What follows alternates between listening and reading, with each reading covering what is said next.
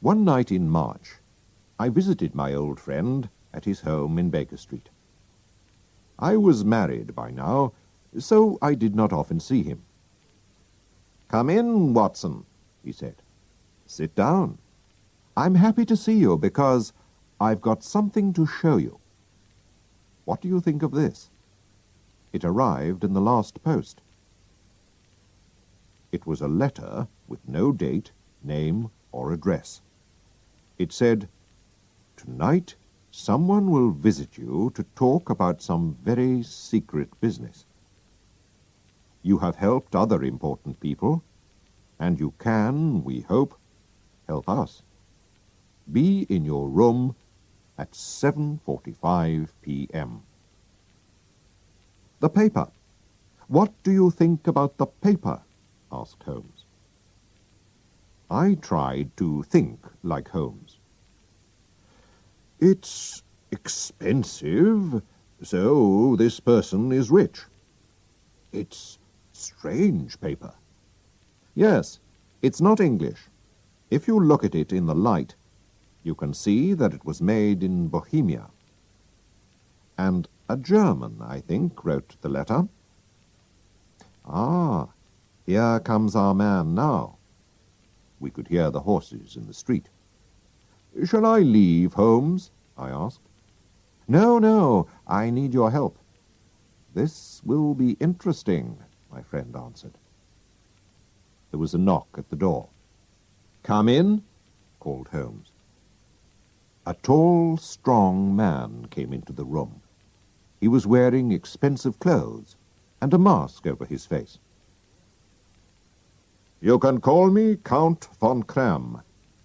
I come from Bohemia," he said. "My business is most important. Before I tell you about it, do you agree to keep it a secret?" "I do," we said together. "A very important person who belongs to a royal family has sent me to ask for your help," he went on. "I wear a mask because nobody must know who that person is. I must explain how important this business is. If you cannot help, there will be difficulty and trouble for one of the most important families in Europe, and perhaps a very big scandal. I am talking about the famous House of Ormstein, kings of Bohemia." "I know, Your Majesty," said Holmes. He quietly smoked his cigarette. The man jumped up from his chair. "What?" he cried. "How do you know who I am?" Then he pulled the mask off his face and threw it on the ground. "You are right. Why do I hide it? I am the king. I am Wilhelm von Ormstein, King of Bohemia. I came to see you myself because I could not ask another person to tell my story. It must be a secret. You understand?" "Very well. Go on," said Holmes. He closed his eyes and listened. 5 years ago, I met a woman called Irene Adler. We... "Ah," said Holmes. "Irene Adler, born in 1850, singer, lives in London. A very beautiful woman, I hear." He looked at the king. "You and she... you loved her for a while, and then left her. But before you left her, you wrote her some letters, perhaps. And now you want to get these letters back." That's right. "Did you marry her?" No. "If she asks you for money and shows you the letters, you can say that you didn't write them." But, Mr. Holmes, she also has my photograph. "You can say that you didn't give her a photograph." We were both in the photograph. "Oh, dear. That was a mistake, Your Majesty." I know. I was stupid. but I was very young. You must get the photograph back. Can you steal it from her house? I have tried 5 times, but my men couldn't find it. What can I do? Holmes laughed. This is very interesting. What does she plan to do with the photograph?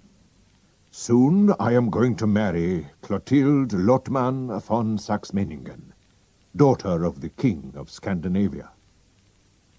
You know, of course, that we are 2 of the most important royal families in Europe. Clotilde will never marry me if she learns that I have been a friend of Irene Adler. You do not know Irene Adler. She is a beautiful woman, but she can be as hard as a man. She was angry when I left her, and so she doesn't want me to marry another woman. I know that she will send this photograph to the Saxe-Meiningen family. And then there will be a terrible scandal. We must find the photograph before she sends it. I am sure that we will find it, said Holmes. You are, of course, staying in London? I will write to you to tell you what happens. And the money? The king put a large, heavy bag on the table. I must have that photograph, he said. There is £1,000 here. If you need more, you must ask at once. The money is not important. And the young woman's address? Asked Holmes. Chapter 2. A Servant Finds Out. When I arrived the next day, Holmes was not there. So I waited in his room. At 4 o'clock the door opened, and a very strange servant came in. He wore old, dirty clothes, and I had to look very hard before I saw that it was my old friend. "Holmes!" I cried. "Where have you been?" "I've had a very good day," he replied with a smile. "I've been outside Miss Irene Adler's house. Servants are always happy to talk, and so I have heard a lot about the young woman. For example, she has a good-looking man friend called Godfrey Norton, a lawyer who often visits her. Now, why? If he's her lawyer, perhaps she's already given him the photograph. But if he loves her, she won't show him the photograph." "Most interesting, Holmes," I said. "While I was there, Mr. Norton himself suddenly arrived. I watched them through the windows. When he left, he jumped into a taxi. 'To the Church of St. Monica, as fast as you can,' he shouted. 2 minutes later, Miss Adler ran out of her house, jumped into another taxi, and called, 'To the Church of St. Monica, quickly.' I couldn't miss this, Watson, so I jumped into a third taxi. When I arrived, I went into the church. Godfrey Norton looked round and saw me. 'Thank God!' he shouted. 'Come here quickly.' 'Why?' I asked.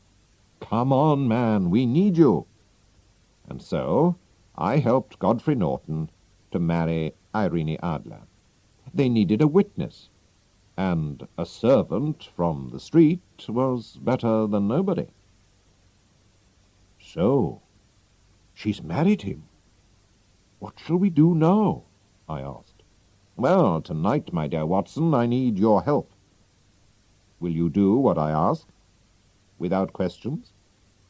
"Of course, Holmes, if you think that it's important," I answered.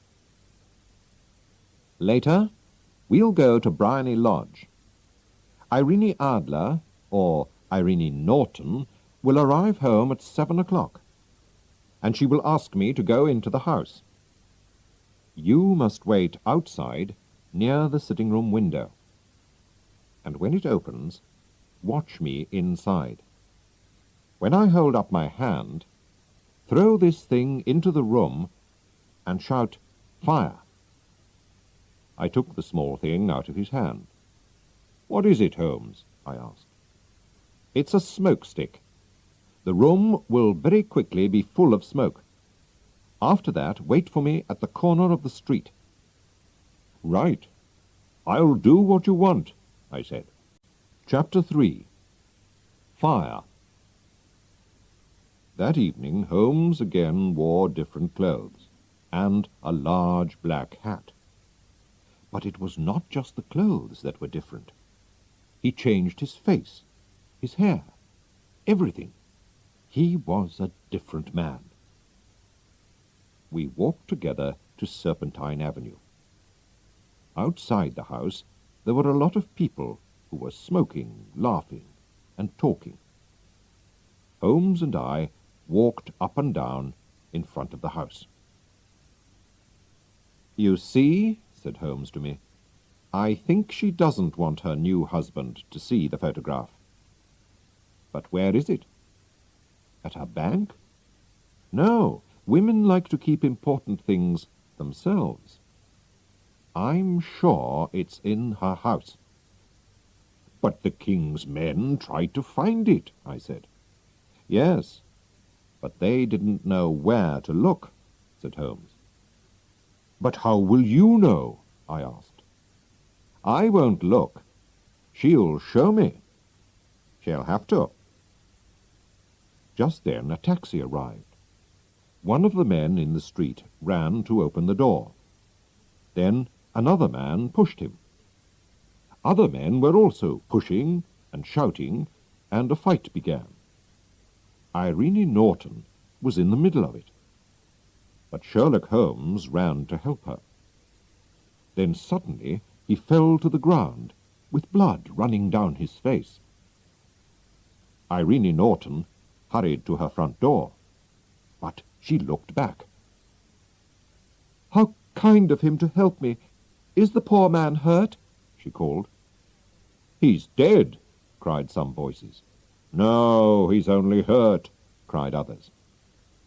"Bring him into the sitting room," she said.